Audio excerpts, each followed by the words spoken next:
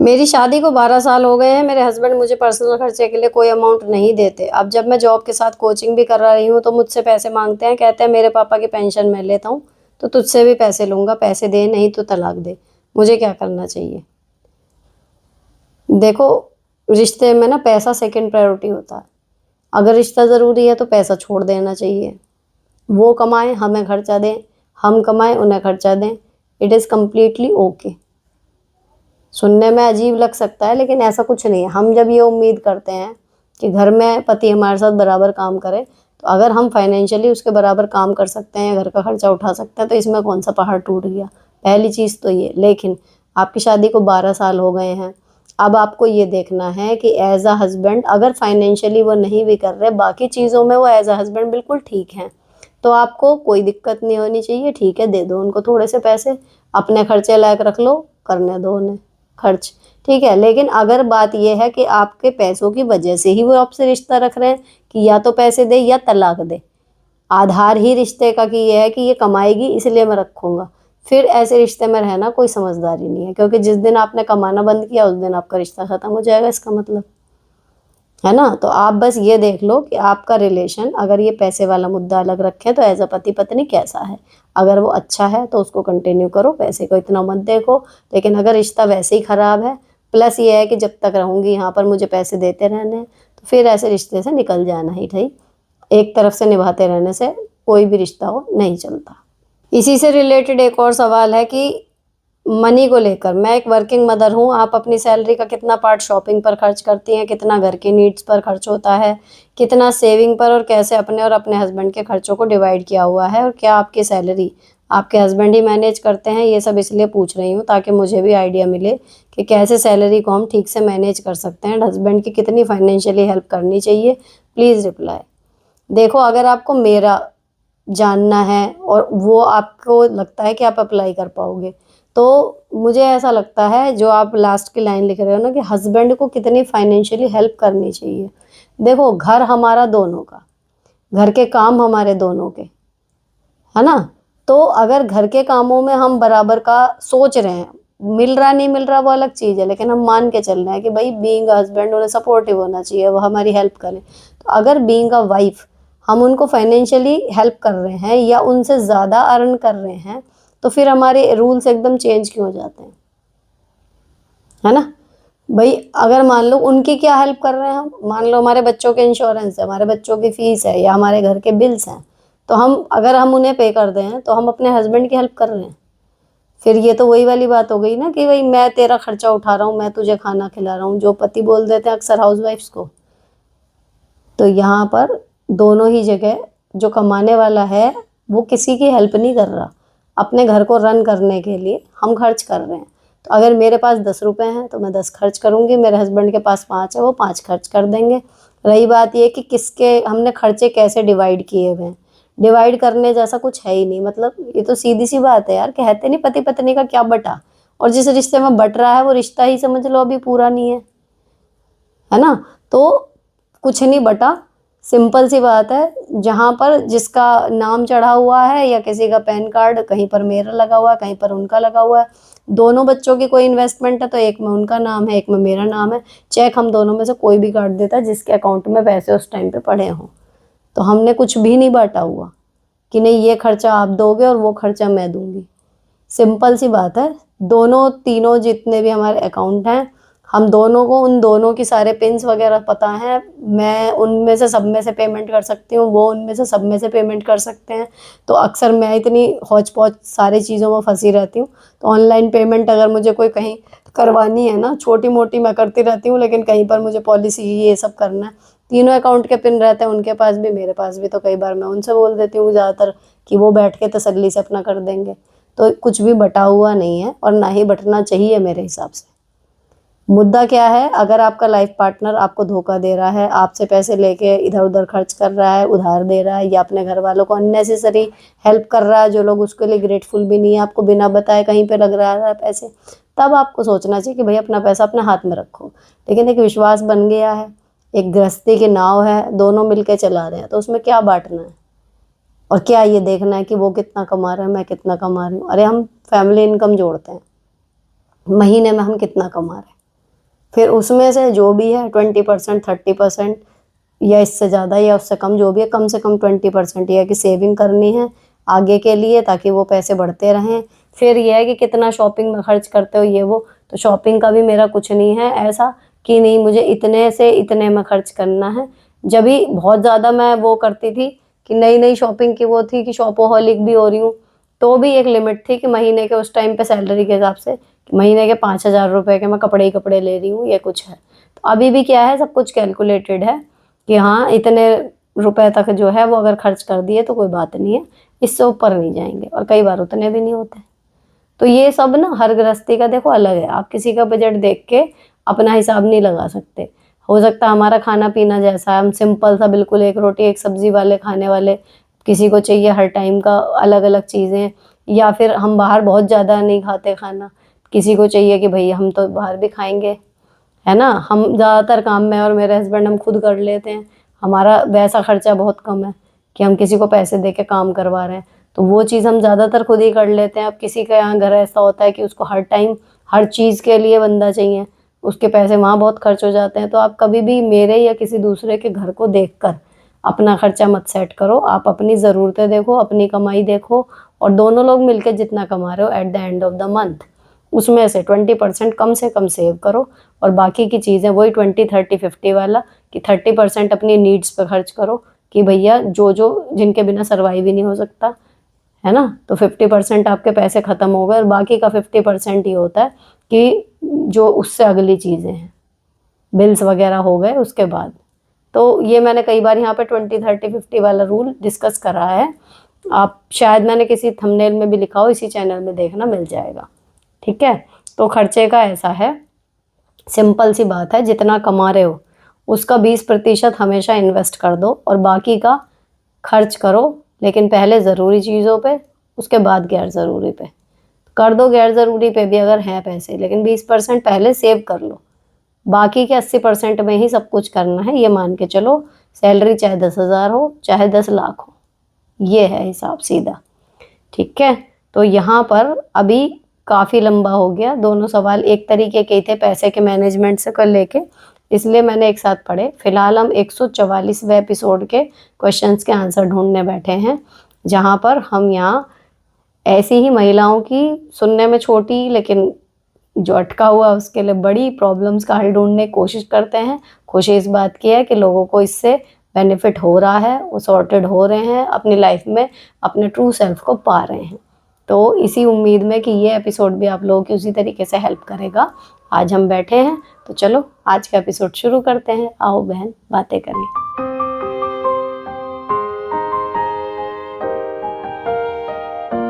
पर एक प्रिया चौहान 94 करके कमेंट आया हुआ है।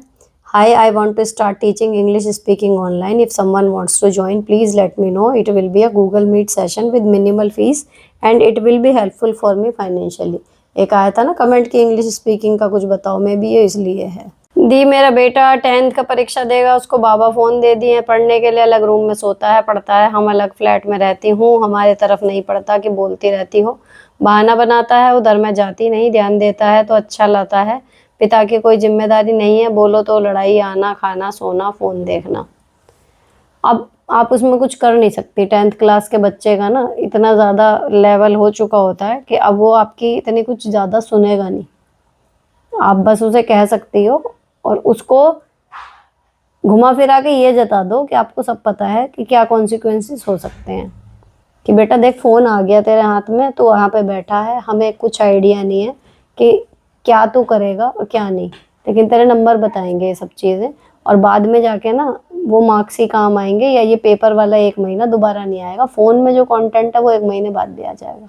उसको सिर्फ कम से कम शब्दों में 1-2 बार सटीक बातें कह दो, बाकी भी ईश्वर से प्रार्थना करो कि उसको सद्बुद्धि दे। बच्चों के केस में ना आप ज़्यादा कुछ कर नहीं सकते, बात ये है।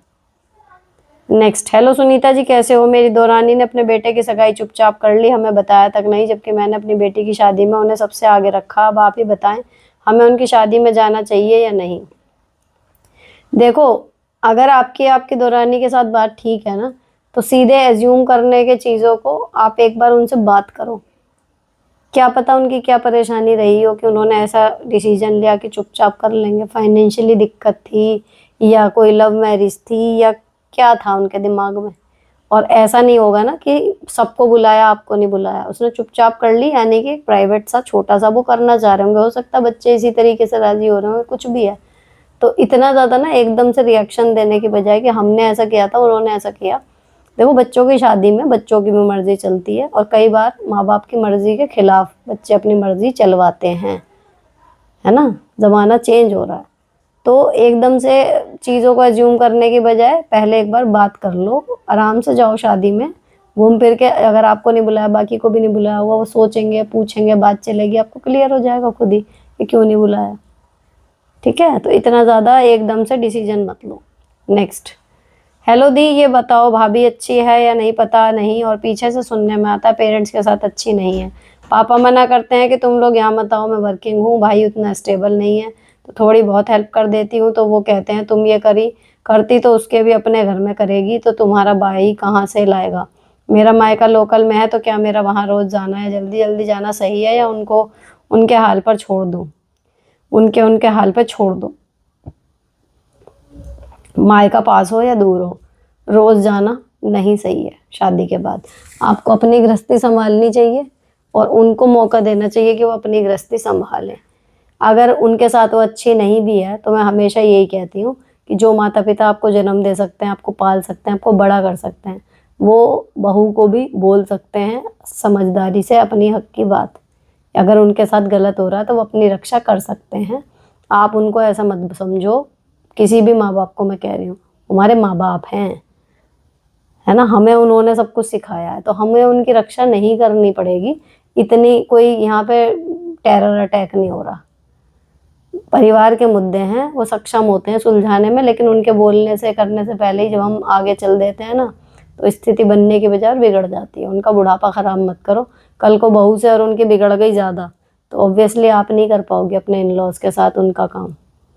तो काम बहू ही आनी है एंड में, तो अगर आपसे ज़्यादा उनकी बहू के साथ बॉन्डिंग हो जाए, ये ज़्यादा अच्छा है। नेक्स्ट, ये बहुत बड़ा है, मैं छोड़ रही हूँ, Richa Tiwari. Next, hello ma'am, मेरी ननंद का पति मेरी पति से बात नहीं करता। हम सब कुछ करते भी हैं उनका, जहाँ तक पैसों की हेल्प भी, ननंद भी कुछ नहीं बोलती उसको। कुछ तो हुआ होगा, है ना, यूं ही तो कोई बात करना बंद नहीं कर देता। कुछ हुआ होगा जो शायद आपकी नॉलेज में नहीं है, तो आप अपनी ननंद से बात करके पूछ सकती हैं कि एक्चुअली बात क्या है। और अगर वो सॉर्ट करने लायक है बात, तो उसकी बात करो बैठ के कि हाँ भाई कैसे ये चीज़ें ठीक हो। लेकिन इतने क्लोज रिश्ते में कोई बिना मतलब बात करना बंद नहीं करता। और अगर उसमें वही है कि दामाद वाले कीटाणु हैं कि हम तो जीजा जी हैं, नाराज होंगे ही होंगे, तो भाई हो लो नाराज। अब वो जमाने तो लद गए कि जीजा जी हैं तो कुछ भी कहेंगे और हम हाँ जी और मनाते रहेंगे। अब वो तो कोई करता नहीं, मेरी नॉलेज में तो कोई है नहीं ऐसा साला। तो इसीलिए दोनों ही तरीके से देख लो, मतलब अगर अपनी गलती है तो मान लो, सुधार लो आपके हस्बैंड की तरफ से। और अगर ये है कि भाई है ही उसका तो नेचर ही ऐसा, तो उसके हाल पर छोड़ दो। बोले ना बोले, आप जो लेना देना या जो भी कर रहे हो वो अपनी लड़की के लिए कर रहे हो, वो करते रहो। नेक्स्ट, सुनीता जी, आपके यहाँ जो पीवीसी पैनल है क्या है, वह जो आपके रूम में है उसका एक रूम का कितना खर्चा आया है, बताने की कृपा करें। मेरे दोनों रूम जो हैं वो 56,000, 55,000 में बन गए थे। ये वाला रूम छोटा है, पिंक रूम जिसमें मैं बैठी हूँ, तो यहाँ पर कम आए थे पैसे, उसमें थोड़े ज़्यादा थे, तो लेकिन दोनों 56,000 में बन गए थे। नेक्स्ट, दी, मेरी देवरानी से मेरा रिश्ता मेरी तरफ से दोस्ती वाला है, बट शायद उसके तरफ से नहीं है, क्योंकि वो मेरे से झूठ बहुत बोलती है। उसका झूठ हर बार पकड़ लेती हूँ मैं, बहुत बोलना नहीं चाहती, बट उससे गुस्सा बहुत आता है उस पर, क्योंकि वो बहुत छोटी छोटी बातों पर झूठ बोलती है। मैं तो बात भी नहीं करना चाहती, बट रिश्ता है, चलाना है, सोचकर छोड़ देती हूँ। इसका कोई सोल्यूशन बताएं कि सांप भी मर जाए और लाठी भी ना टूटे। देखो, झूठ बोलना ना, ये कोई एक दिन में ना तो सीखता, और जब वो एक बार सीख जाता है वो ज़िंदगी भर छोड़ता नहीं। आप कहीं भी देख लेना इस चीज़ को। तो जिसकी आदत होती है ना झूठ बोलने की, वो बोलेगा ही बोलेगा। तो इफ्लुएंसी जिसके आ गई ज़ुबान में, आप उसको विश्वास नहीं कर सकते। अब क्या हो रहा है, आपको उसके झूठ सामने के सामने दिखाई दे रहे हैं, वो बोल रही है, ठीक है, तो अब आप एक्सेप्ट कर लो उसको ऐसे ही कि भाई ये झूठ बोलेगी, ठीक है। तो एक तो उससे कोई भी बहुत ज़्यादा इस तरीके की बात मत करना जिसमें भरोसे वाली बात आए, क्योंकि जो बंदा झूठ बोलता है ना वो बातें फैलाता भी ज़्यादा है, एक और नेचर उसके साथ होता है। और अगर वो बात कभी इधर उधर आई तो वो सीधे पलट जाएगी, क्योंकि उसको झूठ बोलने में है महारत हासिल। ठीक है। एक तो उससे कोई कॉन्फिडेंशियल या सीरियस बात मत करना। बाकी ये है कि जो जैसा है उसके साथ हम वैसे ही रिश्ता एक्सेप्ट कर लें कि ठीक है हाँ भाई ये झूठ बोलती है मेरे सर्कल में ऐसे लोग जिनका मुझे पता है कि हर बात पे कोई कारण है नहीं है, लेकिन झूठ झूठ बोलना है, मजाक कर दिया, हाँ हाँ हाँ झूठ बोल दिया, तो इरिटेशन होती है। लेकिन बात क्या है कि पता है कि भाई उसका नेचर है ऐसा, वो यही करेगा। तो वो जब भी बोलते हैं ना, अब जब इतनी समझ मुझ में आ गई, तो मेरा सिंपल ये है, मान लो उन्होंने ये भी कह दिया ना कि सुनीता तेरे घर में टाइम बॉम्ब लगा हुआ है, तो मैं उसको लाइटली लूँगी कि अच्छा किसने बोला है, पहले मैं ये देखूँगा अच्छा उसने, ठीक है फट गया तब की तब देखेंगे। मैं उसको देखने उसकी बात सुन के अपने घर में ढूंढना शुरू नहीं करूँगी। तो ये एक एग्जाम्पल है। जब आपको पता है कि एक आदमी झूठा है तो उसे उसके हाल पे छोड़ दो, बस उसकी बातों पे विश्वास करना मना कर दो। हो सकता है उसके 10 में से एक बात सही भी हो, लेकिन फिर उसका खामियाजा वही भुगतेगा। तो झूठ बोलने वाले इंसान के साथ यही, आप रिश्ता तोड़ने चलोगे यार 10 में से 6 ऐसे आपको मिल जाएंगे। और जिन्हें झूठ बोलना नहीं आता ना, उनको ये बोलते हैं इसको तो दुनियादारी की समझ नहीं है, मुंह फट है, कुछ भी कह देती है ये वो। तो कुल मिला के दुनियादारी मतलब झूठ बोलना है आज की कंडीशन में। तो क्या ही करोगे, किस किस से रिश्ता ख़त्म करोगे? उसका मैंने तो अभी इलाज यही निकाल लिया कि रिश्ता दिल से ख़त्म हो जाता है, दिमाग से चलता रहता, मुंह से चलता रहता, लेकिन चल सबसे रहा है। अभी किसी से नहीं तोड़ती रिश्ता, नॉर्मल, पता है झूठ बोल रहा है, ठीक है। Next, ma'am I am a primary teacher, मेरी हेड मैम बहुत बदतमीजी से बात करती हैं, क्या करें ऐसे में? पलट के जवाब दे दो, सिंपल। मुझ पे अगर चिल्लाते हैं, मेरे कोई मतलब हेड मास्टर कह लो या कुछ है, अगर उनकी आवाज़ एक लेवल से ऊपर जाती है तो मैं बात वहीं पे काट के बीच में कहती हूँ चिल्ला क्यों रहे हो? मेरा यही टोन और यही फेस होता है, मैं चिल्ला क्यों रहे हो? तो आदमी वहीं का वहीं हो जाता है। अगर कोई आदमी बदतमीजी कर रहा है, आप सीधे बोलो ना, जैसे बिग बॉस मान के चलो, आप सीधे बोलो कि भाई ये लेवल पे बात करने मेरे से मत करो, फिर स्टाफ हूँ, आपकी औलाद नहीं लग रही, कुछ नहीं लग रही, आपका कोई हक ही नहीं बनता मेरे से इस तरीके से बात करने का। ठीक है, तो आप तमीज के दायरे में बात करो, वरना मैं बात ही नहीं कर रही, ऐसे नहीं होता। जैसे ही कोई बोलता है ना एक लेवल गिरा के, आप उसको वहीं पकड़ लो। ये हर जगह का रूल है। आपके यार दोस्तों मजाक मजाक कह के वो आप कैसी तैसी मार देते हैं, कुछ भी कह देंगे कि हम तो मजाक कर रहे थे, कुछ भी मार देंगे हम तो मजाक कर रहे थे। ऐसे ही घर के बड़े हैं या देवर है या नंद नंदोई हैं, मजाक के आड़ में कुछ भी कह देंगे, तो अगर हम ले गए पहली बार में तो आपके साथ होगा। जब कोई स्टार्टिंग ही करता है ना किसी चीज़ की गलत की, तो आपको तभी वहीं का वहीं टोक देना चाहिए। जब आपके हेड मैम है या कुछ भी है, अगर वो बदतमीजी उन्होंने पहली बार बोली ना, तो आपको सीधे यही फेस देना चाहिए था कि ये क्या तरीका है, ऐसे तो नहीं बोलता कोई स्टाफ में, मैं तो नहीं लूँगी इस तरीके से बातें। अब सही से बात करो, उनकी बात सुनो ही मत, पहले बात ही सही से करो, पहले बात सही से करो, उसके बाद बात होगी। ये वाली टोन से मैं नहीं सुनूंगी। तो आपको वहीं अटकना है। अब इनके साथ अगर आपने पहले ले लिया तो इनको सुधारने में तो लगेगा टाइम, लेकिन आगे के लिए गांठ बांध लेना ये बात। नेक्स्ट दी, मेरे हस्बैंड मैच खेलने जाते हैं, मेरे छोटे छोटे बच्चे हैं ना, तो हमें देखते हैं, और हफ्ते मैच खेलने जाना होता है वो तो अपने घर की तरफ देखते हैं, हाँ कमाते हैं, घर का खर्चा भी वही चलाते हैं, उसमें अलग रहती है सास ससुर से। लेकिन बच्चे को पालना थोड़ा मुश्किल हो जाता है, उनका मैच कैसे छुड़ाएं? मैं खूब समझा चुकी, खूब लड़ चुकी, सब कुछ करके देख लिया, लेकिन उनका मैच नहीं छूटता। मत छुटाओ मैच। अब आपको लगेगा क्या कह रहे हैं भाई, एक आदमी से आपने सब कुछ ट्राई करके देख लिया, वो नहीं छोड़ रहा, अब आप कर रही हो कलेश, तो उसको क्या लगेगा, मैच खेलने जाता हूँ, बढ़िया टाइम कटता है, मज़ा आता है, घर में आता हूँ किटकिट होती है।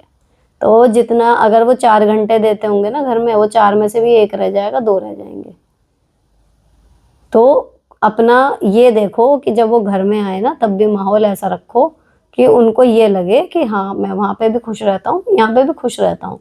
और दूसरी पता है एक चीज़ क्या है, मैच खेलने में अगर शराबी वराबी होता ना तो टेंशन की बात होती है। अगर मैच खेल रहा आपका बंदा फिजिकल फिट रहेगा, आपका काम सिर्फ इतना है कि भाई चलो छोटे बच्चे हैं, मुझे दिक्कत हो रही है, लेकिन कैसे भी करके ना अभी सब्र रखो, और जब वो आए तो घर का माहौल ठीक ही रखो, ताकि जितने घंटे उनके पास हैं वो घर में बिताएं। अब आप लगातार लड़ते मरती रहोगी ना, तो वो घर में आना बंद ही कर देंगे। जितना टाइम होगा ना वो भी इधर उधर ही खपाएंगे। तो ये काम नहीं करता तरीका कि जब वो आए तभी लड़े।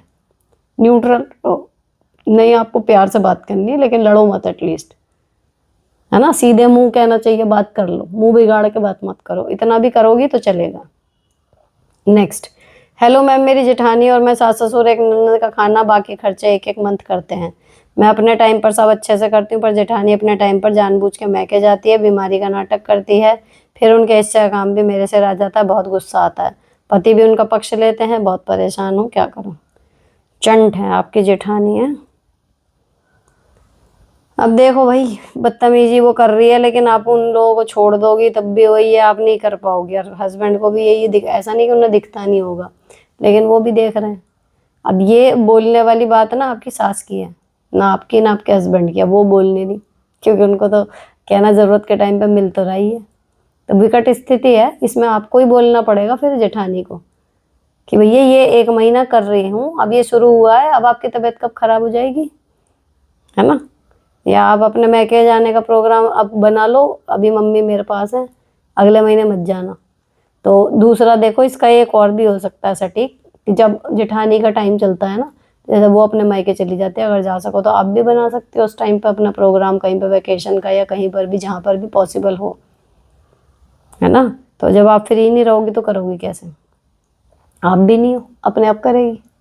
लेकिन ये वो होता है, हम देखते हैं, मतलब जो भी थोड़ा सा सॉफ्ट हार्टेड होता है वो देखता है अरे यार बड़ा बुड्ढा परेशान हो रहा है, चल अब किसी को तो करना ही है, मैं कर दूं। लेकिन जो सुरता रहता है ना बच्चा, वो इसी चीज़ का फ़ायदा उठा लेता है कि मैं छोड़ दूंगा, मैं भग जाऊंगा, या मैं तबीयत खराब कर दूंगा, करेगा अपने आप। तो वो बेकार ही रहते हैं ऐसे लोग। लेकिन अगर आपको नहीं करना है तो वही है, टिट फॉर टैट करो। और रही बात उनकी कि उनका कौन करेगा, तो भैया जब मुंह में दही जमा रखा है तो भूतो बोल तो सकती हैं वो भी, उन्हें बुराई नहीं लेनी किसी की भी। नेक्स्ट, हेलो दीदी, शादी के बाद पेरेंट्स, भाई भाभी, भतीजी का प्रॉब्लम सॉल्यूशन लाने में बेटी को अपनी कितनी एनर्जी, टाइम और इमोशंस इन्वेस्ट करने चाहिए। पेरेंट्स, भाई भाभी, भतीजी के प्रॉब्लम्स का सॉल्यूशन लाने में बेटी को अपनी कितनी एनर्जी, टाइम और इमोशन इन्वेस्ट करने चाहिए। बहुत थोड़े से। क्योंकि देखो, सुनने में कड़वा है लेकिन शादी के बाद लड़की पराई हो जाती है। आपके माँ बाप को कितनी भी आपकी ज़रूरत हो, आप चाह के भी उनके लिए कुछ कर नहीं पाते जैसा चाहते हो, क्योंकि आपकी अपनी जिम्मेदारी है, आपके पति हैं, आपके बच्चे हैं। आप कमा भी रही हो ना अपने पैसों को, उनके ऊपर पूरा जाके खर्च नहीं कर सकते, तो भाई आप आउटसाइडर हो जाते हो। अच्छी बात यह है कि जितना जल्दी ये समझ में आ जाए, और आप एक तटस्थता रखो, जितना जो बुलाए अच्छे से उतना जाओ। अगर वो मांगते हैं प्रॉब्लम में सल्यूशन, दे दो। नहीं मांगते, अपनी नाक मत घुसाओ। ये बेस्ट वे होता है डील करने का। नेक्स्ट, दीदी प्लीज़ हेल्प मी, मेरा क्वार्टर शिफ्ट हो रहा है, बट जो न्यू क्वार्टर है वहाँ जो पहले रहते थे वो रिटायर हो गए, तो हमें मिला है वह क्वार्टर बड़ा है इसलिए वहाँ शिफ्ट हो रहे हैं, बट जो हमसे पहले रहते थे वो रिटायर हो गए। फिर से लिख दिया, जो उनसे भी पहले रहते थे उनकी फैमिली में कोई एक्सीडेंट होकर डेथ हुआ था, फिर उन लोग आए। तो क्या वैसे क्वार्टर में हम सत्यनारायण भगवान जी का पूजन करके शिफ्ट हो सकते हैं? Please please help. हाँ, लेकिन एक बार वो देख लो उसका वास्तु कैसा है, मतलब साउथ फेसिंग नहीं हो, नॉर्थ ईस्ट में क्या बना हुआ है। कई बार होती है, मतलब जो मानते हैं वास्तु को, देखो मैं थोड़ा बहुत मानती हूँ, तो मुझे लगता है कि ये चीज़ें मैटर करती हैं। तो हो सकता है वहाँ पे कोई वास्तु दोष हो, उस वजह से ऐसी चीज़ें जो आप बता रहे हो बार बार वो हो रही है। तो एक बार देख लो, आपको नॉलेज नहीं हो दिखवा लो किसी से, नहीं तो यूट्यूब पे सब है, आप सर्च करो कैसे चेक करना है क्या चीज़ है। तो जो नॉर्थ ईस्ट होता है वहाँ पर कोई टॉयलेट बाथरूम तो नहीं है, वो चीज़ें बहुत अशुभ होती हैं, भगवान जी का कोना होता है। तो वहाँ पर अगर खाली हो स्पेस, या फिर कोई पूजन की चीज़ हो और सफाई होनी चाहिए, इस तरीके की चीज़ें हों। सबसे गंदे दुष्प्रभाव जो मिलते हैं ना, वो यही मिलते हैं कि या तो आप इसमें साउथ में नहीं, नॉर्थ दिशा में अगर आप सिर करके सोते हो, ठीक, या फिर आपका जो मकान है वो साउथ फेसिंग हो। फिर भी वो साउथ फेसिंग वाले मैंने देखे कईयों को खप जाते हैं, लेकिन अगर नॉर्थ ईस्ट वाले कोने में किसी ने गंदगी वाली जगह बना रखी है ना, उसके बहुत ही दुष्परिणाम आते हैं। तो वो चीज़ें एक बार चेक कर लो, और हो सके तो ठीक करा लेना, फिर कर सकते हो। नेक्स्ट, सुनीता जी, आपके यहाँ जो है ना सुबह के आप बैठे हैं उसके पीछे जो पीवीसी पैनल है क्या? हाँ जी, ये पीवीसी पैनल है। तो आपको दिखा देती हूँ। ये है और ये वाला फ्लोटेड है, इसमें लाइटें लग जाती हैं। ये रहा, सामने लगा हुआ है पिंक कलर का, पूरा पिंक और वाइट। तो ये जो है फ्लोटेड है और ये जो वाइट वाली है ये सिंपल है शीट। हेलो मैम, मेरी शादी को 5 साल हुए। मेरा 3 साल का बेटा है। जब से बेटा हुआ है मेरे और हस्बैंड के बीच काफ़ी फाइट होती है बेटे को लेकर। वो बेटे को बहुत ज़्यादा प्यार करते हैं, इतना प्यार कि वो बेटे को रोते हुए नहीं देख सकते और किसी भी गलत चीज़ में उसे टोकते नहीं है। और मैं नॉर्मल बच्चे जैसी ही रखती हूँ, तो हमारी लड़ाई काफ़ी हो जाती है। आप ही बताएं मैं क्या करूँ? आप अपना काम करते रहो और उन्हें समझाते रहो। देखो, अति हर चीज़ की बुरी होती है। उन्हें समझाते रहो और आप जिस ट्रैक पे चल रहे हो, अगर आप अपने ट्रैक पे भी चलते रहे ना, तो भी बच्चा सही चीज़ें सीख जाएगा। उसको पता है कि पापा बहुत ज़्यादा लाड़ करते हैं, लेकिन हाँ, मम्मी उसको सही चीज़ें सिखाएगी।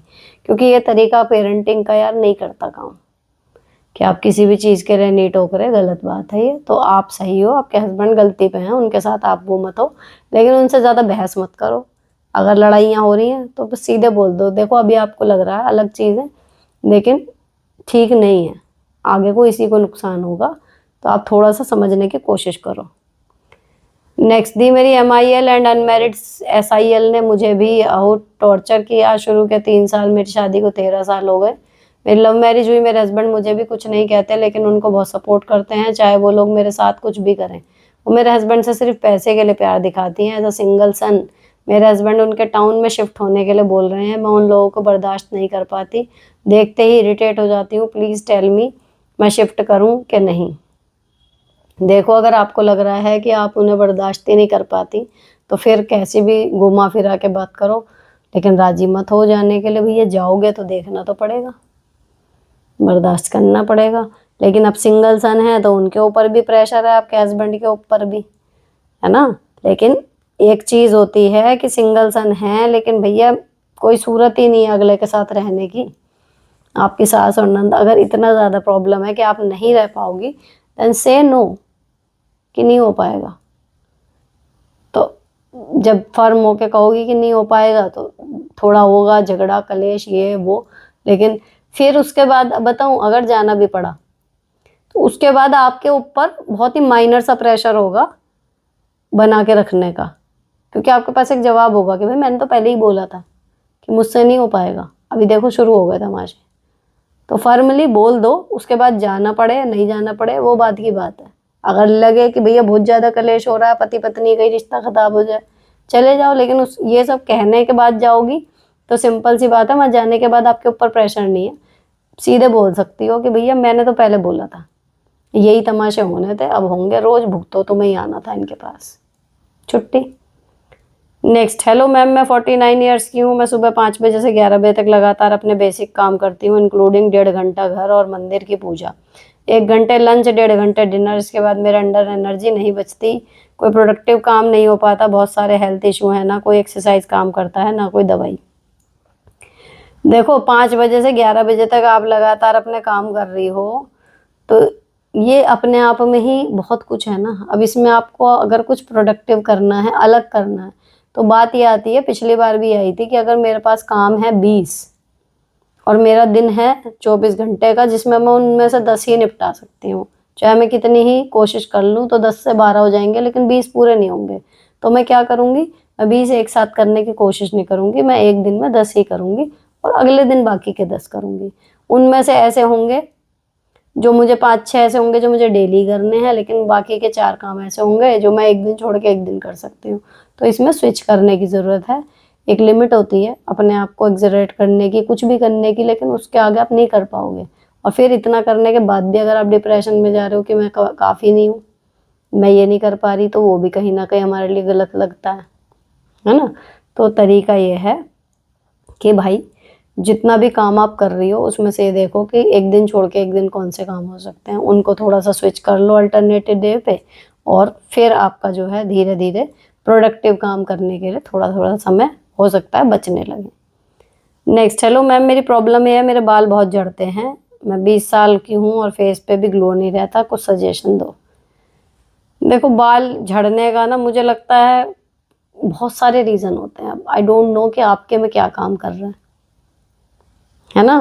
तो एक तो अपने बाल साफ रखना बहुत ज़रूरी है। हफ्ते में 2 बार शैम्पू ज़रूर होना चाहिए, 2 से 3 हो जाए लेकिन 1 ना हो, ठीक है। और अपने बाल अब आप देखो कि खुले में ज़्यादा टूटते हैं या बांधने में, क्योंकि देखो मुझे सब कहते हैं कि आप खोल के रखते हो बाल, आपके बाल टूटते नहीं, झड़ते नहीं। मेरे बाल तब टूटते हैं जब मेरे अंदर कोई कमी होने लगती है, विटामिन B12 की या कुछ और, तब, या फिर स्ट्रेस हो रहा है, मेरे बाल ओकेजनली टूटते हैं। और जब ये नहीं टूटते ना तो एक भी नहीं टूटता। लेकिन अगर मैं इनकी चोटी बनाना शुरू कर दूं या कस के जूड़ा बांधना शुरू कर दूं तो मेरे बाल ज़्यादा टूटेंगे, क्योंकि ऑब्वियसली यहाँ पे खिंचाव होता है। तो जितने फ्री रहते हैं उतने ये अच्छे रहते हैं, मतलब इतने लंबे जो चल गए हैं ये बाल, इसमें बहुत बड़ा रोल प्ले करता है कि मैं बाल ज़्यादातर लूज ही रखती हूँ, मैं बहुत कस के कभी बांधती ही नहीं। तो उससे भी जड़ें कहीं ना कहीं आप किसी चीज़ को सोच के देखो ना कि आप ऐसे खींच के बांध रहे हो तो वो जड़ कमज़ोर होएगी या टाइट होएगी। सिंपल सी चीज़ है लेकिन इस पे ध्यान नहीं जाता लोगों का। वैसे बाल खोल रखे हैं टूटेंगे ये वो, आपके सामने 3-4 साल हो गए। और उससे पहले से 2014 में मैंने रिबॉन्डिंग कराई थी, तब से मैं अपने बाल खोल कर रखती हूँ 99%। और इतने साल हो गए, 14 से 25 आ गया, 11 साल हो गए हैं, अब जाके समझो ये इतने हल्के हो गए हैं कि हाँ इन कह सकते हैं कि हल्के हो गए, वरना इतने मोटे और लंबे बाल ऐसे ही चल गए। तो अगर आपके बाल भी बहुत ज़्यादा झड़ते हैं ना तो उनको बहुत ज़्यादा खींच के मत बांधो, सफाई का ध्यान रखो। और दिक्कत लगे तो आप किसी की होम्योपैथिक में इस तरीके की मेडिसिन डॉक्टर को दिखा के एक बार ले लो, है ना। या फिर जैसे क्योर स्किन का मैं बताती रहती हूँ, तो हेयर ट्रीटमेंट किसी तरीके से करवा लो, एक बार ठीक से हो जाए फिर आपको पता लग जाएगा कि आपके बाल कैसे कैसे रुक सकते हैं, फिर कर लो। नेक्स्ट, मेरी 2 बुआ सास है, मेरी सास नहीं है, और सगे चाचा चाची से बोलचाल नहीं है। वो बुआ को बोलते थे कि हम उनसे बात नहीं करते, तुम भी मत करो, और जब बुआ हमसे बोलना बंद नहीं करती तो वो उनके साथ बहुत गलत व्यवहार करते हैं। मैं क्या करूं, प्लीज़ बताइए। आपका डिसीजन क्या है, आप उस पर चलो। अगर आपको लगता है कि आपको बुआ सास से बात करना अच्छा लगता है, चाचा सास ससुर से ज़्यादा, तो आप उनसे बात कंटिन्यू रखो। आप एक बार सीधे बोल दो कि देखो चाचा जी, हमें वो अच्छे से बात करती हैं, अच्छे से रखती हैं, प्यार से बोलती हैं, तो हम अपनी तरफ से उनका अपमान नहीं करेंगे। आप भाई बहनों की जो भी बात है वो आप तक है, हमसे जो अच्छे से बोलेगा हम उसका जवाब देंगे। एक बार बोल दोगे तो या तो वो ले लेंगे समझदारी से या फिर खुद बोलना बंद कर देंगे। तो आपको ये देखना है आपको ज़्यादा अच्छा किसके साथ लगता है। अगर दोनों एक साथ नहीं आ रहे और एक चुनना पड़े तो आप किसको चुनोगे, है ना। वैसे तो उम्र के हिसाब से अगर समझदारी होगी तो वो खुद ही देख लेंगे कि चल ठीक है, हमसे नहीं बोल रही है कुछ भी, आपस में भाई बच्चों से बोल रही है, बोलने देंगे। इतनी अकल होगी अगर, तो वैसा होगी नहीं, क्योंकि अकल होती तो यहाँ तक बात ही नहीं आती। नेक्स्ट, मैम मैं सफाई तो कर लेती हूँ घर की, पर डस्टिंग करने में बहुत आलस आता है, इसी वजह से मेरा घर अनऑर्गेनाइज रहता है। मैंने लिख कर भी देख लिया, अलार्म भी लगा लिया, व्हाट टू डू। ये ना मेरे साथ जब मैं यहाँ आई थी जब बहुत होता था। मैं झाड़ू पोछा सब कर लेती थी और मेरा घर गंदा दिखता था, टीवी पे धूल होती थी, टेबल रखी हुई थी एक काली सी उस पर धूल होती थी, और बाहर लॉन में मैंने टाइलें लगाई हुई थी ब्लैक वाली, उन पे धूल होती थी। और मैं झाड़ू पोछा पूरा कर चुकी होती थी, थक गई और काम भी कर रही हूँ सब कुछ है, लेकिन जब कोई आ रहा है या मैं अपने घर को देख रही हूँ तो मेरे को लगता था यार गंदा लग रहा है। और कई बार फिर क्या हुआ कि झाड़ू पोछा नहीं करा, मैंने पहले डस्टिंग करी, तो सरप्राइजिंगली टाइलों वाला फर्श है, खाली डस्टिंग करने से ही मेरा घर उससे कहीं ज़्यादा साफ दिखने लगा। तो मैं इस नतीजे पे पहुंची कि अगर आपके पास टाइम या एनर्जी इतना है कि आप एक चीज़ कर सकते हो, तो झाड़ू पोछे से पहले अगर आपको अपना घर इंस्टेंट साफ करना है, डस्टिंग कर दो। अगर आपके घर पर टाइलों वाला फर्श है या कुछ है जैसे मेरे यहाँ है, अगर आपने खाली झाड़ू भी लगा दी, आपकी टाइम और एनर्जी खत्म हो गई है कुछ भी है, लेकिन आपने डस्टिंग कर दी, आपका घर साफ लगेगा। तो आप क्या करो कि झाड़ू पोछा बाद में करो, डस्टिंग पहले कर लो। एक बार ये ट्राई करके देखो और फिर झाड़ू पोछा करना। नेक्स्ट, हेलो सुनीता जी, आप बहुत अच्छे सुझाव देती हैं। मैं 3 बहनों में सबसे बड़ी हूँ। मुझसे छोटी बहन ने मेरे जीवन में भूचाल मचाया हुआ है। बचपन से ही हर चीज़ में मुझसे रेस में लगी रही। हजारों ऐसी बातें किस्से हैं जिन्हें मैं चाहकर भी भूल नहीं सकती। मेरे हिस्से की तारीफ, छोटी छोटी खुशियाँ, मेरे हक की चीज़ें, सारा टेंशन और ना जाने क्या क्या। बड़े होने के नाते बहुत सब्र दिखाया, खूब पैसा भी खर्च किया और प्यार से संभालने की कोशिश की, लेकिन जहाँ 4 लोग इकट्ठा हो जाते हैं उसी रेस और दिखावा शुरू हो जाता है। अब इस वजह से मेरी तबीयत खराब होने लगी है, क्या करूँ। देखो उसे उसके हाल पे ना छोड़ दो। मान लो कोई मुझसे रेस लगा रहा है, मैं हूं ही नहीं उस रेस में, दौड़ लिया अकेली, समझ रहे हो? उसे उसके हाल पे छोड़ दो। वो आपके साथ होड़ कर रही है, ठीक है, आप अपने ट्रैक पे चलो, समझे? मान लो आपको कपड़े का है, मैं आपको एग्जांपल कपड़े का देती हूँ। कोई मान लो मैंने लहंगा पहना, सामने किसी और ने कॉपी करके लहंगा पहन लिया, फिर कंपटीशन हुआ कि मेरा लहंगा अच्छा है, सुनीता का लहंगा अच्छा, ठीक है।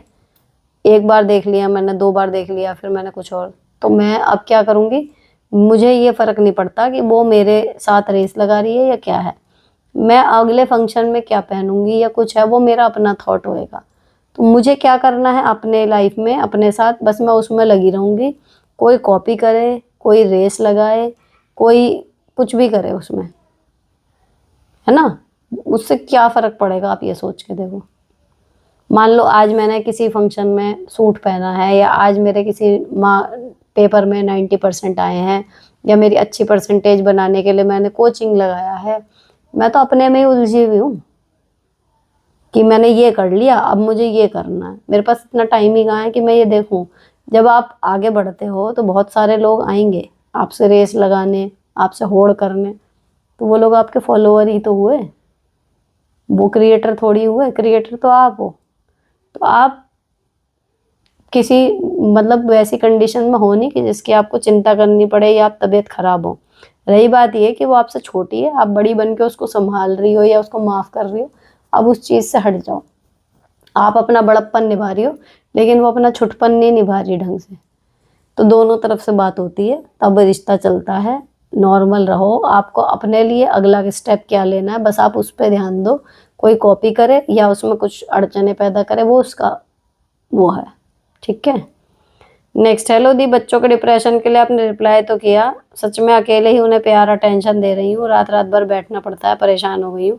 बेटी ठीक तो हो रही है पर पूरी तरह नहीं, प्लीज़ थोड़ा अच्छे से एक्सप्लेन करें, क्या करूँ दी?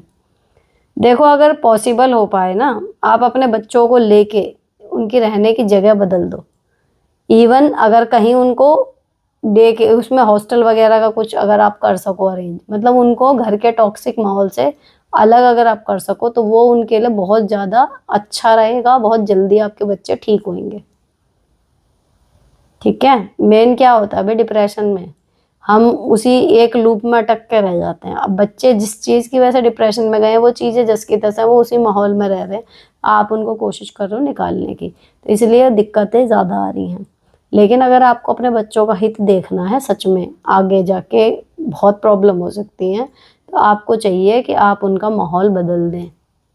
अब वो आप कैसे बदल सकती हो, या आपकी लाइफ में क्या क्या पॉसिबिलिटीज़ हैं इस तरीके की, वो आप मुझसे ज़्यादा बेहतर जानती होंगी कि आपको अपना घर चेंज करना है, या आपकी शादी टॉक्सिक है तो आपको वहाँ पर कुछ सोचने की ज़रूरत है, या बच्चों को कहीं बाहर पढ़ने के लिए भेज सकते हो जहाँ वो बाहर रहें, अलग रहें एंड खुश रहें।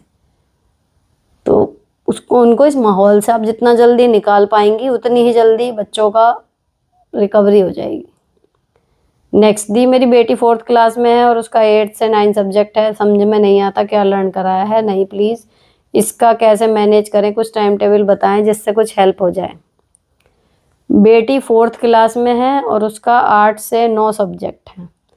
अब इसमें पता है क्या होता है, अगर तो स्कूल अच्छा है, जैसे मेरे बच्चों के स्कूल में इतना सिस्टमेटिकली सब कुछ होता है कि एग्ज़ाम से पहले ईच एंड एवरी सब्जेक्ट का कोर्स कंप्लीट होके और एक एक पार्ट का टेस्ट हो जाता है। तो ऐसा होता है कि हर दिन एक टेस्ट है, किसी दिन दो तो कभी कभी होते हैं, लेकिन हर दिन एक ना एक विषय का टेस्ट होता है। उस बहाने से सब कुछ रिपीट हो जाता है। तो सेम जो मैं अभी कह रही थी ना कि 20 काम है, 20 के 20 रोज मत करो। अगर आपकी बेटी के 8 सब्जेक्ट हैं तो 8 में से जब मैं टाइम टेबल का रूटीन शेयर करती थी, तो 1 घंटे में मैं 3 विषय लेके बैठती थी कि हाँ इतने इतनी देर 20-20 मिनट हमें तीनों विषय पढ़ने हैं क्विकली। इस तरीके से तो आप भी ये करो कि 8 में से 8 के 8 आप रोज़ नहीं पढ़ा सकते उसको, तो 3 या 4 सब्जेक्ट उसको डेली के लो, और हफ्ते में हर सब्जेक्ट उसके हाथ में 2 बार आ जाएगा प्रॉपर टाइम के लिए। इस तरीके से उसको पढ़ाओ। बीच में एक को आप कोर्स हम पूरा कर लेंगे फिर होगा, वो काम नहीं करती। सारी चीज़ें एक साथ लेके चलनी है, रिपीट करनी है। और बेस्ट है अगर खुद को कुछ समझना है ना, स्कूल का जो टाइम टेबल है एज इट इज़ फॉलो कर दो। आज स्कूल में जो जो सब्जेक्ट पढ़ाए हैं हम घर पे भी वही पढ़ेंगे, तो वो सारी चीज़ें एक के बाद एक आपके हाथ में आती जाएंगी और कुछ नहीं छूटेगा। नेक्स्ट, दीदी आप मेरे अपनी फ्रेंड को स्कूल का चार्ज दिला दिया, क्योंकि सीनियरिटी के हिसाब से उसके ऊपर ही चार्ज आ रहा था। मैं चार्ज लेने को 4 मंथ्स में ही बहुत परेशान हो गई थी। मैं सिंगल हूँ, अभी कोविड में एक्सपायर हो गए थे। एक बेटा है वो बाहर पढ़ रहा है, स्कूटी चलानी नहीं आती, एक आंख में विज़न बहुत कम है, बिल्कुल ना के बराबर। ऑनलाइन काम, स्कूल के काम के लिए दूसरों पर डिपेंड हो गई थी, जो मुझे बिल्कुल नहीं पसंद। मैंने सही किया क्या दी? तो अब आपने दिलवा दिया ना अपनी फ्रेंड को। आप बहुत परेशान हो रहे थे, आपसे हो ही नहीं रहा था, तो फिर तो सही किया। अब इसमें सही गलत क्या इतना सोच रहे हो? मुझे तो लगा भी नहीं था कि आपका पिंड छूट जाएगा, लेकिन छूट गया, बधाई हो। अब मत सोचो कि सही किया है नहीं किया। Next, very nice thought of you, so please reply to my question. मेरे पति बहुत बार मिसबिहेव करते हैं, मेरे से भी, बच्चों से भी, और जब मर्जी हो तो अच्छा बनता है। मेरी मेंटल पीस भी खराब रहती है। गवर्नमेंट जॉब का ताना देते हैं, वो गवर्नमेंट जॉब में है, शादी को 18 साल हो गए। बेटी 17 की है जो बाहर पढ़ती है, तो वो भी अपने में ही रहती है। बहुत एंग्जाइटी होती है, बहुत रोना आता है। आप ना बाहर निकलना शुरू करो किसी भी कारण के लिए, चाहे कमाने के लिए निकलो, चाहे किट्टी के लिए निकलो, चाहे शॉपिंग के लिए निकलो, चाहे समाज सेवा के लिए निकलो। लेकिन आप अब घर में रहना बंद कर दो, बाहर निकलो। दुनिया बहुत बड़ी है। आप कुएं के मेंढक की तरह उस लूप में उलझ गई हो, और अगर अब नहीं निकली तो आप लिख लो, थोड़े दिन बाद आप डिप्रेशन की दवाइयाँ खा रही होंगी। बहुत 4-5 लेडीज़ को मैंने ना अपने सामने सामने देखा है, 2-3 तो मेरे रिश्ते में हैं।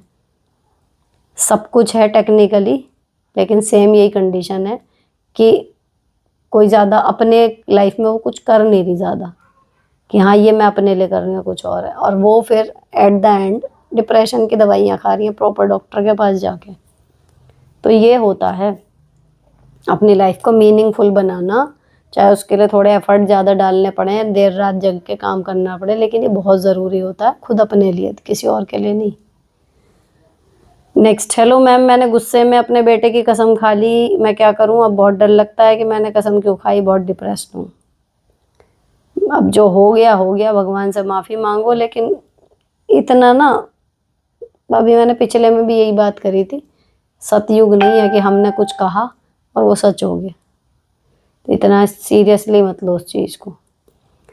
दीदी मेरे हस्बैंड क्लास 2 गवर्नमेंट ऑफिसर हैं, फिर भी फॉरेन सेटल होने की बात कर रहे हैं, बेबी भी वहाँ जाकर करने की बात कर रहे हैं। ऑलरेडी हमारी शादी को 6 साल हो गए और आगे भी हो चुकी है, एज भी हो चुकी है, फिर भी उनको इंडिया और इंडियन पीपल अच्छे नहीं लगते। क्या करूँ, क्या ये सही रहेगा? अब भैया पति हैं, अगर वहाँ जाके सेटलमेंट हो सकता है, शादी के लिए लड़कियाँ जाती हैं अपने पति के साथ जहाँ वो रहते हैं, तो आपको भी जाना ही पड़ेगा। नेक्स्ट, मैम मेरी बेटी 13 साल की है, उसको अभी पीरियड्स स्टार्ट हुए हैं, she is normal absolute okay, but पता नहीं मुझे क्यों टेंशन हो रही है, दिमाग में अजीब अजीब विचार आ रहे हैं कि मैं कैसे हैंडल करूँ ये सब। कुछ ज़्यादा सोचने की बात नहीं है, नॉर्मल सी बात है, अब आते ही हैं, और उसको बस समझा दो कि क्या कैसे करना है। जब उसको बस ये बोल देना कि जब भी कोई लगे कि कोई पजल्ड सिचुएशन हो गई है, कुछ परेशानी है, पूछना है, कुछ समझ में नहीं आ रहा तो पूछो। और मैं बताऊं, उसका इंतज़ार भी मत देखना कि पूछो, अपने दिमाग से ही उसको क्या क्या परेशानियां आ सकती हैं उसको आप उससे पहले ही बता दो कि बेटा ये दिक्कत आ सकती है, तो वो कर जाएगी हैंडल। नेक्स्ट, 13 तो फिर भी उसका समय सीधा है, 9-9 साल की लड़कियों के, 8-8 साल की लड़कियों के पीरियड आ रहे हैं, वो बेचारी कैसे करती होंगी, मुझे तो यही समझ नहीं आता। नेक्स्ट, हाय दी, मुझे अपना गुस्से पे कंट्रोल नहीं होता, जब गुस्से में लड़ाई होती है तो मैं बहुत गलत बोलती हूँ, कभी कभी लगता है कि मेरा बोला हुआ हो भी गया, आगे चलकर मैं इन सब से कैसे बचूं? Please the reply. देखो, जब आपको पता है कि आप गुस्से में बहुत ज़्यादा बोल जाती हैं, तो अवॉइड का आप ही कर सकती हो। उल्टी गिनती गिन लो, ये एक नियम बना लो कि भाई जब मैं गुस्से में होंगी मैं बिल्कुल नहीं बोलूँगी, अच्छा बुरा मैं बोलूँगी ही नहीं। ये कंट्रोल करने की जिम्मेदारी और शक्ति आपके पास ही है, और किसी पे नहीं है। दी मेरी सास बहुत टॉक्सिक है और पति भी उनसे कुछ नहीं बोलते, और देवर और ससुर भी बहुत टॉन्ट मारते हैं, मैं क्या करूं? आप ही बताओ। देखो, सास टॉक्सिक है, पति बोल नहीं रहे, अब देवर और ससुर भी टॉन्ट मारते हैं, तो बचा कौन? हम खुद। अब जिसे हमारे लिए अपने घर वालों को बोलना चाहिए कि भाई उसे क्यों बोल रहे हो, वो बोल नहीं रहा, तो फिर हम अपने लिए खुद बोलेंगे। कोई टॉन्ट का अगर वो कर रहा है तो टॉन्ट से ही जवाब दो, डबल। कहते हैं ना, क्या होता है, ईंट का जवाब पत्थर से देना। अगर कोई अपनी मर्यादा तोड़ रहा है तो फिर हम अपनी मर्यादा में अगर बंधे रहेंगे तो अपना ही नुकसान कर बैठेंगे। नेक्स्ट, हाय दी, टॉक्सिक रिलेशनशिप से कैसे बाहर निकलें जब वो लड़का आपके साथ सही से भाई ना रहे और ना ही आपको जाने दे, तब क्या करें? अपनी फैमिली से बात करो। अगर हमारे से उससे पीछा नहीं छुड़ाया जा रहा तो हमारी फैमिली छुड़ा देगी। ठीक है, इस चीज़ को प्रकाश में लाओ, खाली अपने दोनों के बीच में मत रखो, क्योंकि ऐसा पगलोटा आगे भी पता नहीं क्या कर देगा, है ना, कुछ पता नहीं चलता। तो अपनी फैमिली को, उसकी फैमिली को अवेयर करो कि जो चल रहा है सब कुछ उसके बारे में बताओ। नेक्स्ट, हेलो मैम, मेरी हस्बैंड जब भी अपने बहनों से मिलते हैं 3-4 घंटों तक बातें करते रहे। मैं उन्हें समझा के थक गई कि बातें कम से कम करूँगा, कहते हैं काम करूँगा, पर मैं नहीं रुकते, क्योंकि बातें कम नहीं होती और बातें भी क्या होती हैं, इस बहन ने ये कहा, उस बहन ने वो कहा, मैं जाकर बैठूं तो बातें कम नहीं होती, मुझे क्या करना चाहिए? भाई बहन है यार, शादी हो गई तो क्या हो गया, बातें करने में ना मज़ा आता होगा।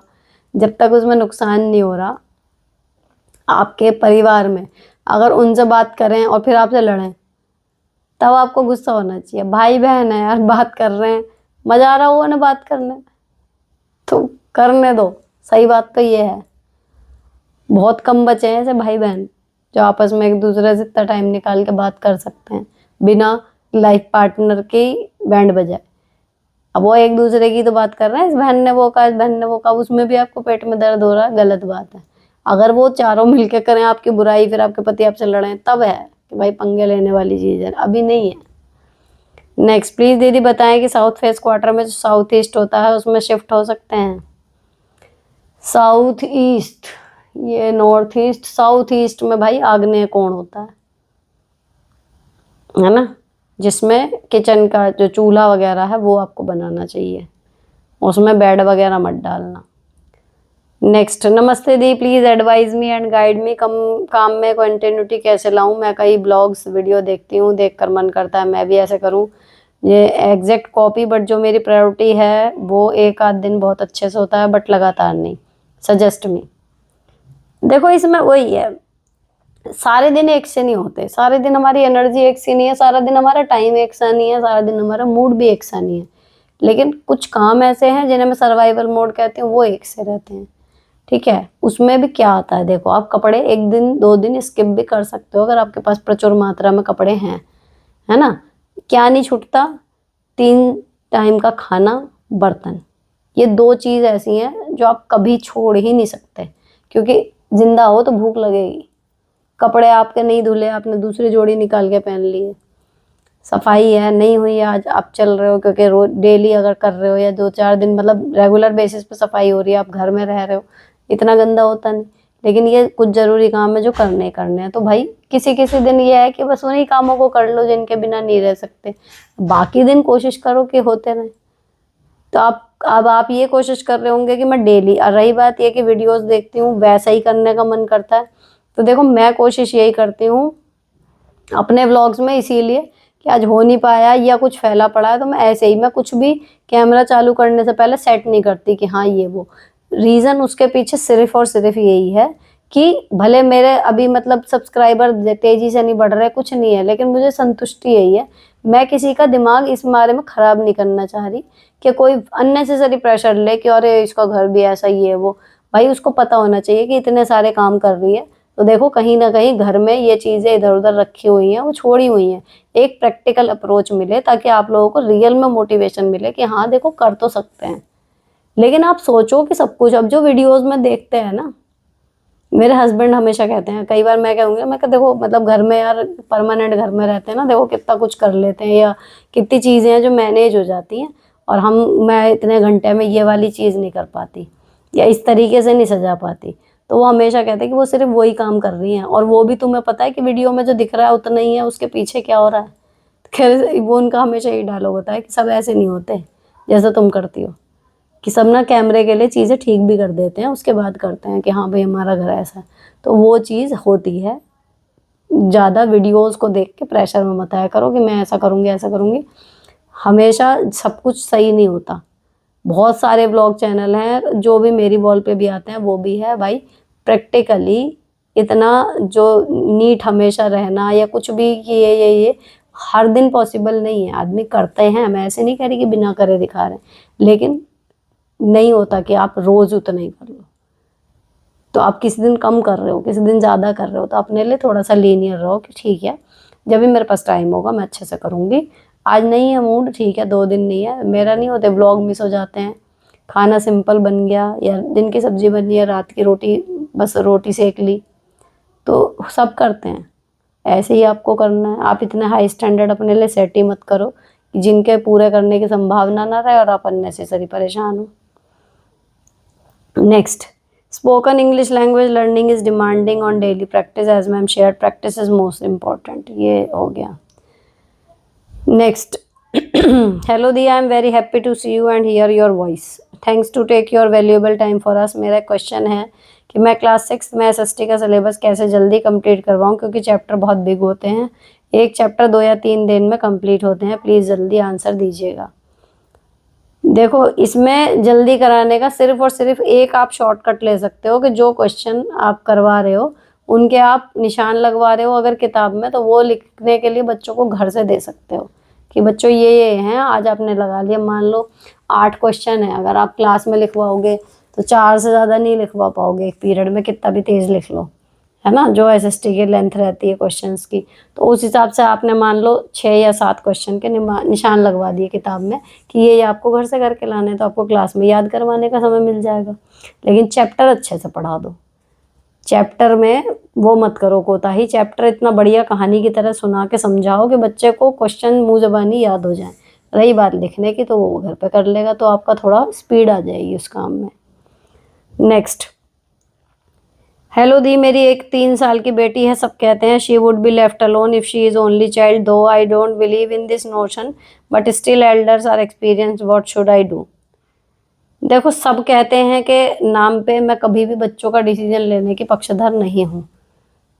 अभी सब कह रहे हैं कि अकेली है, वो है, मानती हूँ। देखो, अकेला बच्चा, मेरी भी एक सहेली थी, वो अपने पति को यही कहती थी कि वो ओनली चाइल्ड है ना, तो उनका थोड़ा सा है उनमें प्रॉब्लम, तो इसलिए मेरे को दूसरा बच्चा चाहिए। उसने किया दूसरा बेटा, है ना, तो फ़र्क तो पड़ता है भाई। एक बच्चा है, उसके पास बात करने के लिए कोई उसके साथ का नहीं है ना, तो उसका लेकिन ऐसा नहीं है कि वो एक अच्छा इंसान या नॉर्मल नहीं बन पाएगा। बस फ़र्क इतना पड़ेगा कि अब उसके पास भाई बहन नहीं है ना, आपको उसके साथ टाइम देना पड़ेगा। और फिर वो भाई बहनों से ज़्यादा एक बड़े के संगत में है तो और ज़्यादा समझदार होता है। मैंने देखे हैं ऐसे अलोन चाइल्ड जो बहुत ही सिंसियर होते हैं, बहुत ही बढ़िया होते हैं। सिंपल सी बात यह है, अगर आपका इकलौता बच्चा है, बेटा या बेटी, दिक्कत वहाँ नहीं है। दिक्कत वहाँ होती है कि बच्चा है भी इकलौता और माँ बाप के पास उसको देने के लिए टाइम भी नहीं है, तब वो अकेला पड़ता है। तो या तो उसके फिर भाई बहन हो तो कम से कम वो चाहे अध कचरा ज्ञान ही एक दूसरे के साथ करेंगे, बातें करेंगे, कुछ तो करेंगे, लड़ेंगे भिड़ेंगे। अब उसके पास कोई है ही नहीं। तो अगर आपका सिंगल चाइल्ड है तो सिंपल सी बात है, आप मान के चलो कि उसका भाई या बहन जो उसके साथ बातें बॉन्ड शेयर करता है, वो काम मेरे को करना है, तो आपको उसके साथ टाइम थोड़ा ज़्यादा देना पड़ेगा, बस, और कोई दिक्कत नहीं है। नेक्स्ट, बहुत ज़्यादा बड़ी बड़ी वीडियोस हैं मैम, देखने का तो बहुत मन है। देखो, मैं क्वेश्चन ना छोड़ना नहीं चाह रही, इस चक्कर में बड़ी होती जा रही है। मैं बोलते बोलते भी कई बार मतलब में थकान हो जाती है, लेकिन अभी मैंने एक क्वेश्चन छोड़ा और दूसरा मेरे हाथ में, ये बहुत लंबा है, ये मैं छोड़ रही हूँ, इसीलिए 1 घंटे से ऊपर जा रही है वीडियो।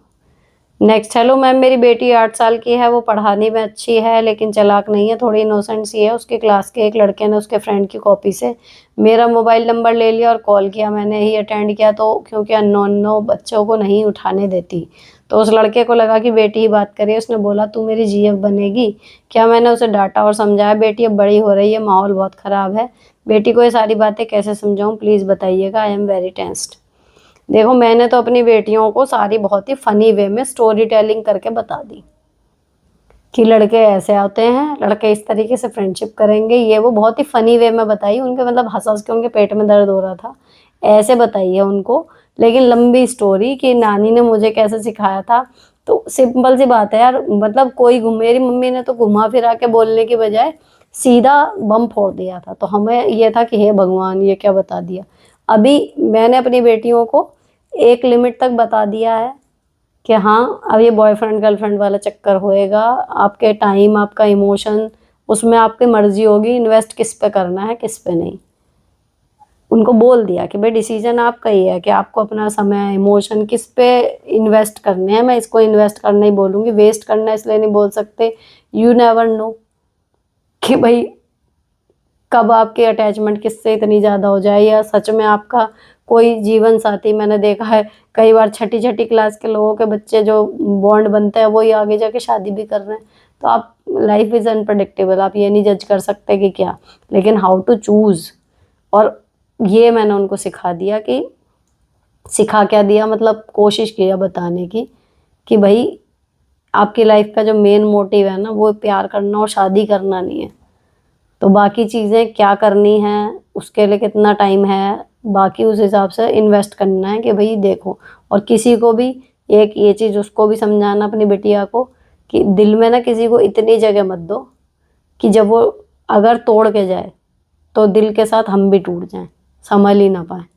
तो इमोशनली किसी से भी उस लेवल तक अटैच मत होना, कोशिश ये करो।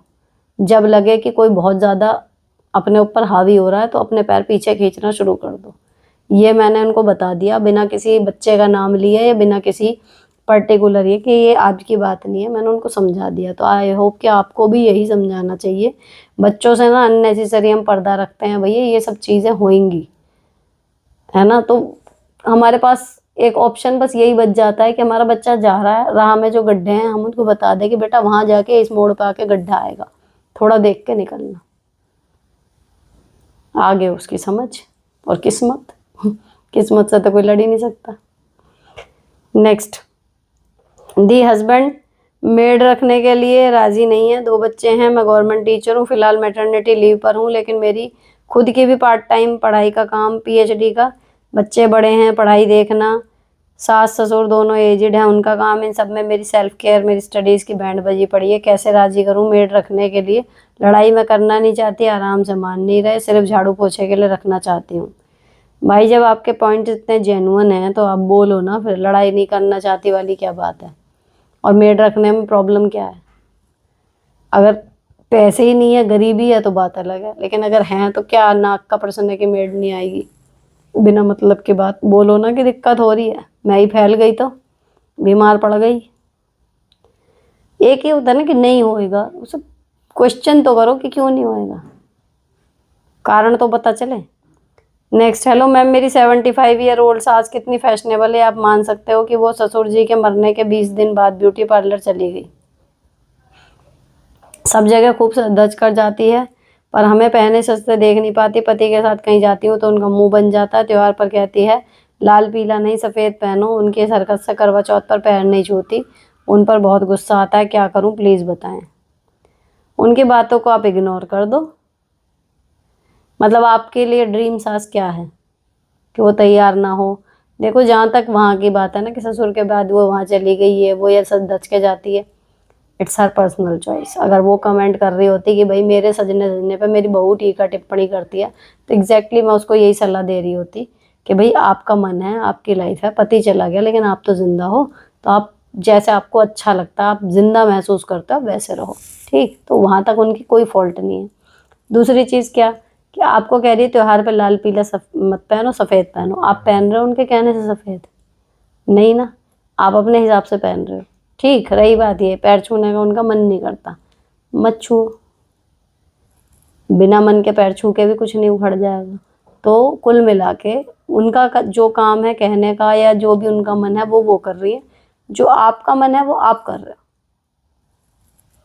आप लोग एक पॉइंट पे आके कभी भी राजी नहीं होगे, बट एट द एंड आप फैमिली हो, साथ रह रहे हो, तो उनको उनके उसी रूप में स्वीकार करो कि हाँ भाई ये कहेंगी। आपको पहनना है चटक लाल, आप चटक लाल पहनो, लेकिन मेंटली प्रिपेयर्ड रहो कि हाँ मम्मी आएंगी तो बोलेंगी सफ़ेद पहना करो, तो कहते नहीं मेरे को लाल ही अच्छा लगता है। और सफ़ेद कौन पहनता है, अब तो लाल ही पहनते सब, है ना। और मैं तो यही कहूँगी कि पैर भी छू लिया करो, कोई दिक्कत नहीं है। इतनी बड़ी बात नहीं है ये। अब वो है ना कि उनके आपके पति के साथ जाने पर मुंह बनाती है, कुछ करती है, वो सब सासों का है, वो एक का नहीं है। कुछ अच्छी पोकर फेस बनाने वाली होती हैं तो वो नहीं दिखाती, लेकिन ये मैंने देखा है कि 100% यही होता है कि बहू जा रही है बेटे के साथ तो सास को अच्छा नहीं लगता, नहीं लगता। अब उसका आप कुछ नहीं कर सकते, ये यूनिवर्सल प्रॉब्लम है। ठीक है, तो इन सब चीज़ों को इतना सीरियसली ना लो। जो पहनना है पहनो, जो खाना है खाओ, जैसे त्योहार मनाने हैं, जैसे घूमने जाना है जाओ, उनका मुंह देखो ही मत। और ये मत उम्मीद करो कि वो खुश होंगी, ये मान के चलो खुश तो वो होंगी नहीं, फिर आप अपनी लाइफ जीते रहो। नेक्स्ट, हेलो मैम, हमारे नेबर की जिनकी बहुएं मेरी फ्रेंड हुआ करती थी, बट कुछ महीनों पहले उनके ससुर जो हमेशा ही गाली गलौज करता रहा, उसके साथ मेरे जेठ की कुछ हाथापाई हो गई। तब से वह दोनों मेरे से अच्छे से बात नहीं करती, मोहल्ले के और फ्रेंड्स के साथ मिलकर पॉलिटिक्स करती हैं, सब एक साथ रहते हैं, कोई मेरे से बात नहीं करती, बट देखती ये है कि वे ही सही और मैं गलत। मुझे बहुत बुरा लगता है कि जो पहले मेरी इतनी अच्छी फ्रेंड हुआ करती थी वो आज ऐसे करती है। एक बहू तो थोड़ा बहुत बात करती भी है, बट एक तो बहुत एटीट्यूड में रहती है। प्लीज़ मुझे बताएं, मुझे उनके साथ बात करनी चाहिए या नहीं? अगर मैं खुद शुरुआत करूं बात की तो वे थोड़ा सा काट लेती हैं, बट हमेशा मैं ही क्यों करूं? मेरी भी तो सेल्फ रिस्पेक्ट है। मुझे तो अपने आप को, मैं इस कंडीशन में सोच के देख रही हूँ क्वेश्चन पढ़ते पढ़ते, तो मैं तो, मुझे लगता है वेस्टेज ऑफ एनर्जी है। क्या ही मिल जाएगा इन लोगों से बात करके? मोहल्ले की हैं, चलो ठीक है, भाभी जी नमस्ते, ये वो हो सकता, सब्जियों का आदान प्रदान हो, लेकिन अगर वहाँ पॉलिटिक्स चल रही है, भाड़ में जाए। मतलब मेरे को ये नहीं समझ में आता, अब लगेगा आपको अजीब कि चलो सास नंद देवरानी जिठानी, चार तो ये महिला कैरेक्टर, फिर ससुर जेठ, है ना, कहीं कहीं नंद के बच्चे या जेठानी के बच्चे, जो रिश्ते हैं कहना चाहिए फैमिली के जुड़े हुए, जिन्हें हम चाहें भी तो अवॉइड नहीं कर सकते। कोई फंक्शन होगा, कुछ होगा, वो लोग मिलेंगे ही मिलेंगे, तो वो सारे कम हैं क्या दिमाग की दही करने के लिए? जो हमें फ्रेंड्स भी चाहिए, इसलिए कि वो पॉलिटिक्स कर रहे हैं, हमसे बात नहीं कर रही है, वो भाड़ में भेजो उन्हें। नहीं बोलने ना बोलने, खुश रहने दो ना अकेले, आप अकेले खुश रहो, दूसरे फ्रेंड्स बना लो। मेरे को तो सिंपल यही लगता है कि ये खून के रिश्ते कम है क्या उधेड़ बुन करने के लिए, जो हम दोस्त भी अब ऐसे पाल लें कि अब ये मेरी पहले दोस्त थी, अरे थी अब नहीं है ना, तो बाहर निकलो उस चीज़ से। इतना ज़्यादा इमोशन भाई दोस्ती में इन्वेस्ट मत करा करो। जो मैं अपनी बेटियों के लिए कहती ना, अभी समझाने के लिए, मैं एक 8 साल के बच्चे को उनकी माँ से कह रही हूँ कि ये ट्रेनिंग दो कि इतने इमोशन मत लगाना किसी के साथ, कि जब वो जाए तो आपका जीना मुश्किल हो जाए। आप बड़े हो के ये काम कर रहे हो। किसी को भी अपने दिल में इतनी जगह मत दो कि जब वो जाए हमें छोड़ के किसी भी बात पे, या कोई सिचुएशन ऐसी बनी तो अपने साथ वो हमारा चैन सुकून हमें खुद को भी ले जाए, हम किसी काम के ही ना रहें। ऐसी चीज़ें नहीं करो। इमोशनली थोड़े रिजर्व रहो, हर एक को मत दो जगह अपने मन में, तो खुश रहोगे, अपने लिए एनर्जी बची रहेगी। ठीक है, तो यहाँ पर ये एपिसोड 146 आई थॉट पूरा हुआ, और मैंने इसमें क्वेश्चन छोड़े हैं 3। ठीक है, तो जिनके छोड़े हैं उन्हें पता चल जाएगा। रिक्वेस्ट है कि थोड़े छोटे करके लिख देना ताकि मैं उन्हें पढ़ पाऊँ। इतनी लंबी वीडियो में भी अगर क्वेश्चन छूटते हैं तो मुझे अच्छा नहीं लग रहा। ठीक, फिलहाल ये वाला पसंद आया हो तो चैनल को सब्सक्राइब कर देना, अपने किसी फ्रेंड के साथ शेयर करना, सही समझो वो कर देना जिसकी ऐसी कोई प्रॉब्लम हो। एंड आपकी कोई है कुछ भी बात तो आप मुझे कमेंट में करने में बिल्कुल भी हिचकिचाना मत। मिलती हूँ आपसे नेक्स्ट वीडियो में। Till then bye bye, stay beautiful and sorted always.